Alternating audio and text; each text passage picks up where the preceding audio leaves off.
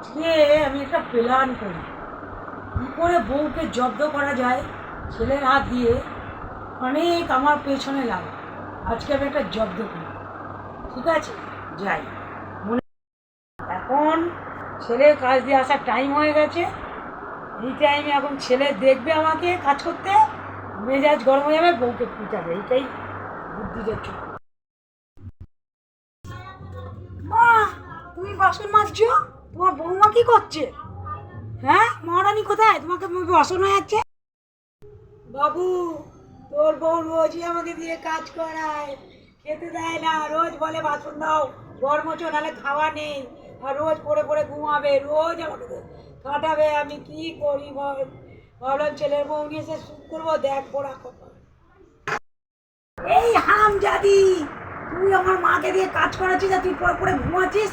তোরে আজকে লাঠিটা পড়িলে, লাঠিটা কই? লাঠি দিয়ে আজকে তোর পিঠে আজকে।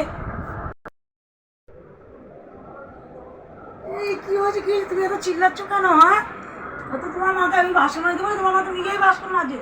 তোমার মাকে তো বলছিলাম পাঠিয়ে দেবো, ঘুমাও। আমার কি দোষ?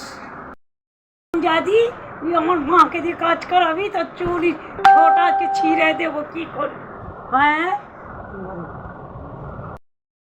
মেরে ফেললো গো আমাকে। এই বুড়ি আমাকে মা মিথ্যাটা বলে বলে মার খাওয়ায়। দেখো কি করেছে, রক্ত বার করে মেরে চুল বলছি রে। আমি আজকে এই বাপের বাড়ি চলে যাব। মজা হচ্ছে, আজকে শান্তি পেলাম। রোজ আমার উপরে চিল্লাবে, নে রোজ এমনি মিথ্যা কথা বলে বলে ছেলেকে দিয়ে মার খায়। আর করবি? আর নাকটা এনে নে ঘুমাচ্ছিস, নে ঘুমা। এবারে আরও পিটাতে বলবো, আরও আরও রোজকে রোজ ড্রামা করে তোকে পিটাতে বলবো। তুই আমার উপরে চিল্লাবি, আমার উপরে তুই। নে, ভালো হয়েছে, মজা হয়েছে, আমাদের খুব আনন্দ হয়েছে। এবারে হয়েছে, মজা হয়েছে। এবারে আমি আরামসে এবারে বাইরে যেয়ে বসছি।